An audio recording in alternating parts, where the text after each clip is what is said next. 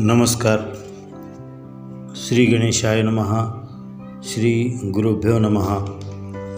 आज आपण पूजेविषयी थोडंसं बोलूया. पूजा का करायची किंवा पूजा करण्याच्या पाठीमागे कोणता भाव आहे, पूजा करून साध्य काय करायचे इत्यादी गोष्टीचा आपल्याला विचार करावा लागेल. सामान्य माणसाची अशी समज असते की वेगवेगळ्या देवांची पूजा करून त्यांना आवडणारे फळ आणि फुलांनी यथेच्छ त्यांची पूजा करून त्या देवाची स्तुती करून आरती करून आणि नंतर प्रसाद करून त्या देवाला प्रसन्न करून घ्यायचं असतं. आज यासाठीच माणसाचा नित्य नियम चालू असतो. अनेक वर्ष अशा प्रकारे मनुष्य देवाची पूजा करीत असतो. ज्या देवाची पूजा करतो त्याच्याविषयी भाव ठेवून माणूस जगत असतो. आपल्या वीरसेवामध्ये तर गुरूंनी दिलेल्या इष्टलिंगाची आपण नियमित पूजा करत असतो. आपल्याला देवाची पूजा कशासाठी करायची हा मुख्य मुद्दा समजून घेण्यासारखा आहे. एखाद्या गोष्टीचं प्रयोजन काय हे जोपर्यंत कळत नाही तोपर्यंत ती गोष्ट फलद्रूप होत नाही किंवा फलद्रूप होण्याचा प्रश्नच नाही. मनमत माऊली परमहंसामध्ये म्हणतात की जो न जाणताची पूजा करी त्याची व्यर्थ जाय पूजापत्री, त्याचा प्रसाद तोही अवधारी निष्फळ होय. म्हणजे माऊलीने सुद्धा एखादी गोष्ट समजून घेण्यावर किती भर दिला आहे.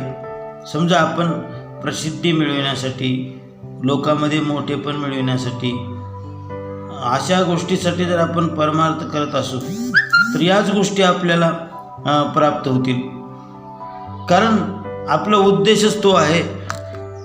तर मग त्याच गोष्टी प्राप्त होतील. प्रतिष्ठाच मिळेल, मोठेपणच मिळेल, किंवा पैशासाठी करत असू तर पैसाच मिळेल, पण देव नाही मिळणार हे या ठिकाणी लक्षात घ्यावं लागेल. सगळ्या प्रकारच्या परमार्थ करण्याच्या पाठीमागे देव जवळ करण्याचाच विचार आहे. आता देव जवळ करणे म्हणजे बाह्यरूपाने देवजवळ करणे नव्हे, तर आपल्या अंतःकरणात ईश्वराची प्रतिष्ठापना करणे, सतत त्याचं चिंतन, त्याचाच विचार करणे, ईश्वराचं इतकं सख्य करायचं की कोणता विषय त्याच्यापेक्षा महत्त्वाचा असणारच नाही. बाकी विषय गौण ठरणार आणि त्यामुळे बाकी गोष्टीच्या लाभहानी, सुखदुःख, मानापमान इत्यादी गोष्टीचा मनावर काही परिणाम होणार नाही. कारण मनात ईश्वराचीच आराधना चालू असल्यामुळे बाकी गोष्टीला अंतःकरणामध्ये जागा नाही, त्याच्या चिंतनाचा विषय मन स्वीकारत नाही. सर्व सामर्थ्यवान ईश्वराचा मी भक्त आहे, कोणत्या गोष्टीची मग मला भीती नाही, असं त्याचं मन निश्चय करू लागतं. हे ईश्वराशी सख्य झाल्यास किंवा अशा प्रकारे ईश्वराशी सख्य झाल्यास कोणत्याही रूपाने ईश्वर जवळ करता आला तर त्याचाच प्रभाव आपल्या मनावर राहील. अर्जुनाने मित्ररूपाने, मीरेने पतिरूपाने, लक्ष्मणाने बंधुरूपाने, संतांनी आईरूपाने, हनुमंताने मालक रूपाने ईश्वराला जवळ केले. पूजा ही उपासना आहे. मन ज्याची उपासना करत असतं त्याचाच आकार ते घेतं, हा मनाचा स्वभाव आहे. ईश्वराची उपासना करताना ते ईश्वर रूपच होत असतं. म्हणून आपल्याला पूजेमध्ये पावित्र्य आणि मांगल्याचा अनुभव येतो आणि ही प्रक्रिया एका क्षणात घडत असते. ज्या क्षणी चिंतन सुरू झालं त्या क्षणी तो मांगल्याचा अनुभवही सुरू होतो. जितका वेळ चिंतन सुरू तितका वेळ तो मंगलमय अनुभव येतच राहत असतो. पूजेमध्ये तर काय, काया वाचा आणि मन याने तिन्हीने आपण देवाची सेवा करीत असतो. त्या क्षणी होणारा अनुभव हा अलौकिकच असतो. मानवी मनाची ही अवस्था संसारात इतर कोणतीही गोष्ट करताना येत नाही. वासना, चिंता, भीती, निराशा या माणसाच्या मनात कधी निर्माण होतात? ज्यावेळी तशा प्रकारचा विचार आपल्यात येतो तेव्हा. जे दृश्य आपण समोर पाहिलं, ज्या दृष्टीने पाहिलं तसा भाव मनात तयार होतो आणि त्याचाच अनुभव आपण करत असतो. मग तेच मन देवात गुंतविल्यास ईश्वरीय गुणाचं ते चिंतन करू लागतं आणि ती पावित्र्यता आपल्याला अनुभवायला येते. सांगण्याचं तात्पर्य काय? पूजा आपल्या मनाला ईश्वरात गुंतून ईश्वरीय पवित्रतेचा अनुभव घेण्याची प्रक्रिया आहे. ही मुख्य गोष्ट सांगायची आहे. म्हणजे पूजा आपल्या मनाला एका उच्चतम अनुभवाच्या अवस्थेत नेणारी साधना आहे. तेच पूजेचं प्रयोजन आहे. कोणी म्हणेल पूजा तर देवाला प्रसन्न करायची साधना आहे. नाही, बिलकुल नाही. देवाला कशाने प्रसन्न करणार हो? मुठभर फुलांनी की चमच्याभर साखरेनी की घागरभर पाण्याने? सांगा, कशाने प्रसन्न करणार? अवघी पृथ्वी लिंगाकार आहे आणि पृथ्वीवरचे सर्व फुले त्या परमेश्वराचा शृंगार आहेत. पवित्र गंगेचा अविरत जलाभिषेक त्याच्यावर चालू आहे. चंद्र सूर्यासारखे दिवे लावलेले आहेत. ही कोणाचं वैभव आहे? अशा भगवंताला एका पंक्तीने प्रसन्न कसे करणार? म्हणून आपला दृष्टिकोन बदलण्याची गरज आहे. खरी गोष्ट तर मला माझ्या मनाला प्रसन्न करायचं आहे. क्षणाक्षणाला विषय बदलत अत्यंत चंचल असलेल्या या मनाला ईश्वरात गुंतवून शुद्ध करायचे, स्थिर करायचे, निर्मळ करायचे. मनाची आत्यंतिक शुद्धता आणि स्थिरता यानेच मनुष्य ईश्वर जाणू शकतो, ईश्वराशी समरस होऊ शकतो. म्हणून एक गोष्ट नक्की आहे, कोणतीही परमार्थिक साधना ही मनासाठीच आहे. ज्ञानेश्वरीमध्ये एके ठिकाणी ज्ञानेश्वर महाराज म्हणतात, जैसे बाळका लेवविजे लेणे ते शृंगाराते काय जाणे, परी ते सुखाचे सोहळे भोगणे माऊली दिठी. इथे हा विषय आणखीन स्पष्ट होईल. माऊली म्हणतात, एखाद्या बाळाला शृंगार केला, भारी कपडे घातले, सर्व प्रकारचे दागिने घातले, कितीही मोठ्या प्रकारचा शृंगार केला तरी त्या बाळाला त्याचं काय? त्याला सुख न दुःख. पण तो शृंगाराचा आनंद त्याच्या आईच्या मुखावर दिसतो. तो भरभरून वाहत असतो तिच्या मुखावर. तो आनंद भोगण्यासाठीच त्या माऊलीने तो शृंगार केलेला असतो. ज्याच्यासाठी तो शृंगार केला त्याला त्याचा आनंद नसतो. ज्याने शृंगार केला त्यालाच त्याचा आनंद असतो. ही गंमत आहे. हेच पूजेमध्ये घडत असतं. ज्याची पूजा केली त्याला आनंद नाही, पण ज्याने पूजा केली त्याचा आनंद मात्र वर्णन करता येत नाही. जितकी ऐश्वर्य संपन्न पूजा भक्त करतो तितका तो हरखून जातो. देवाविषयीची ही प्रीती दाखवायचं हे पूजा माध्यम आहे. त्याच्यावर प्रेम करायचं हे माध्यम आहे. अहो, त्याच्यावर जीव जडवायची ही प्रक्रिया आहे. कारण त्याचं आणि आपलं शक्य झालं की आपल्या जीवनातील सर्व प्रश्न संपणार आहेत. म्हणून म्हणतात, आपुला तो एक देव करुणी घ्यावा. ही ती प्रक्रिया म्हणजे पूजा होय. पण हा आनंद ज्याला घेता येत नाही त्याची पूजा काय उपयोगाची सांगा? मनच पूजेत नसेल तर ती पूजाच होणार नाही. बाकी कितीही सामग्री असू द्या त्याला काही अर्थच नाही. जी मनाची प्रक्रिया ती मूळ गोष्टच होत नसेल तर बाकी गोष्टीचा काय उपयोग? परंपरा चालत आली म्हणून किंवा भीतीने किंवा परमेश्वराची कृपा प्राप्त व्हावी वगैरे अशा प्रकारच्या अनेक गोष्टीने मनुष्य जर पूजा करत राहिला तर तो स्वतःच्या आपल्या मनाला कधीच बदलू शकणार नाही. म्हणून त्या साधनेचा पण त्याला काही उपयोग होणार नाही, हे लक्षात ठेवावं लागेल. एकदा नाथ महाराज पूजा करत होते.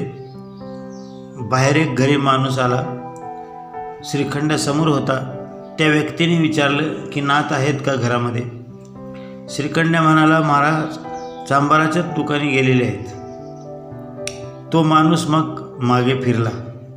तेवढ्यात नाथ महाराज घरातून बाहेर आले. कोण आहे? तो माणूस वळून पाहतो. अहो महाराज, तुम्ही तर इथेच आहात. आता एवढ्यात हा तुमचा नौकर सांगत होता की तुम्ही चांभाराच्या घरी गेलात म्हणून. स्मित हास्य करत नाथ महाराज म्हणाले, माझा नौकर कधी खोटं बोलत नाही बरं का. मी काल चांभाराच्या इथे चप्पल शिवायला टाकली होती. पूजा करताना माझ्या डोक्यामध्ये चांभाराचाच विचार चालू होता, म्हणून तो तुम्हाला म्हणाला की मी चांभाराच्या इथे आहे. जरा बारकाईने लक्ष करा. देवाच्या दृष्टीने जिथे मन आहे तिथे आपण आहोत, जिथे शरीर आहे तिथे नाही. मनच देवाने भक्ताला मागितलं आहे. भगवद्गीतेच्या 12व्या अध्यायात भगवंतांनी अगदी स्पष्ट सांगितले, मय्या आवेश्य मनो ये माम नित्ययुक्ता उपासते. मन माझ्यात ठेवून जो नित्य माझे चिंतन करतो तो माझा भक्त होय. म्हणून मी पुन्हा पुन्हा म्हणतो आहे की मनाला ईश्वराकडे नेण्यासाठीच प्रत्येक परमार्थाची कृती आहे. मी विसरत नसेल तर शिवलीलामृतमध्ये एक कथा आहे. एक ब्राह्मण विधियुक्त अशा प्रकारची पूजा भगवंताच्या पिंडीवर करतो. सर्व साहित्य सोबत असते, मंत्र वगैरे म्हणून पूजा चालू असायची. त्याची पूजा एका गुराखी मुलगा पाहत असतो. ती पूजा पाहून त्या मुलाला असं वाटलं की आपणही देवाची पूजा करावी. तो ब्राह्मण पूजा करून गेल्यानंतर हा मुलगा पालापाचोळा गोळा करून मोठ्या प्रेमाने त्या मंदिरामध्ये प्रवेश करायचा आणि मन लावून भगवंताची पूजा करायचा. पार्वती शंकराला म्हणते, भगवान अहो तो ब्राह्मण पूजा करत असताना तुम्ही काही लक्ष देत नाहीत, पण तो मुलगा पूजा करताना फार कौतुकाने पाहता. कमाल आहे तुमची. भगवान म्हणतात, ब्राह्मणाचे मन त्याच्या पूजेत नाही, बाकी सर्व साहित्य त्याच्याकडे आहे. पण हा मुलगा तू बघ किती प्रेमाने तो माझी पूजा करत असतो, किती आवडीने तो त्या ठिकाणी सर्व गोष्टी करतो. मनमत माऊली परमरहस्यामध्ये म्हणतात, आम्ही भक्तिभावाचे पाहुणे, भक्तिविन न आवडती शहाणे, जे फुगती भक्ती अभिमाने, ते प्रिय न होती मज. भावयुक्त मन पाहिजे, ते या मुलाकडे आहे. मी त्याच्याकडे पाहतच राहतो. कथा पुढे सांगते की तो ब्राह्मण पूजा करताना मंदिर हलते, तेव्हा तो ब्राह्मण बाहेर पळून येतो आणि हा मुलगा मात्र देवाला विजा होईल म्हणून पळत जाऊन पिंडीला मिठी मारतो. अशा प्रकारच्या प्रेमाचा देव भुकेलेला आहे. तात्पर्य काय तर पूजेत मनाला ईश्वरात लावण्याची जी प्रक्रिया आहे, भक्तीचा हा आनंद उपभोगण्यासाठीच पूजा आहे. आपल्याला देवाच्या हातातला लाडू पाहिजे म्हणून आपली पूजा चालू आहे. जरा कठोर भाषेत सांगायचं तर देवाच्या हातातल्या गाठोड्याचे आपण भक्त आहोत, कारण आपल्याला ते गाठोडच पाहिजे. देवाची कुणाला गरज आहे आणि कशासाठी आपण ते करणार? कारण आपण सारे तर धनाचीच पुजारी आहोत. अहो देव सोडला आणि सर्व काही मिळवलं तर माणूस रावण बनतो. त्याने देव स्वार्थासाठी भजला, सर्व काही मिळालं पण शांती नाही, समाधान नाही, वासनेच्या चक्रव्यूहातून कधी सुटू शकला नाही. कोणत्या प्रकारची कमतरता नसताना वाईट मार्गाने गेला, त्याच्या सर्व कुळाचा नाश झाला. देव पाहिजे. देव आला तर वैभव येणारच. जिथे देव आहे तिथे तर वैभव राहणारच. मात्र देवाशिवाय आलेलं वैभव माणसाला बिघडवून टाकील, त्याला सुखी राहू देणार नाही. आणि म्हणून देवाची पूजा, उपासना देवासाठी अर्थात मनात देवाची प्रतिष्ठापना करण्यासाठी झाली पाहिजे. काही तर असे महाभाग आहेत, घरी छोटंसं मंदिर बांधतात आणि पूजेसाठी माणूस ठेवतात. वरी स्वाभिमानाने सांगतात, सर्व काही तो माणूस करतो, आम्ही काही कमी पडू देत नाही. किती बालिशपणा आहे हा. घोर अज्ञानच आहे.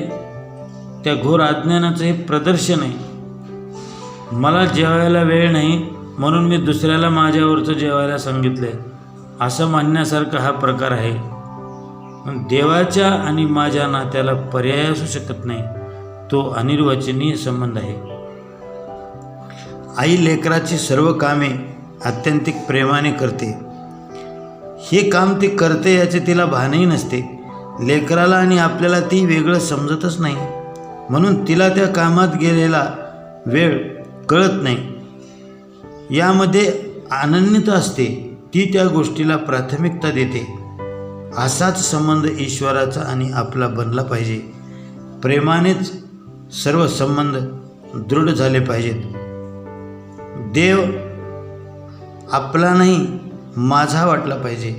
मग जीवनात एक वेगळाच एक आनंद उल्हास येईल.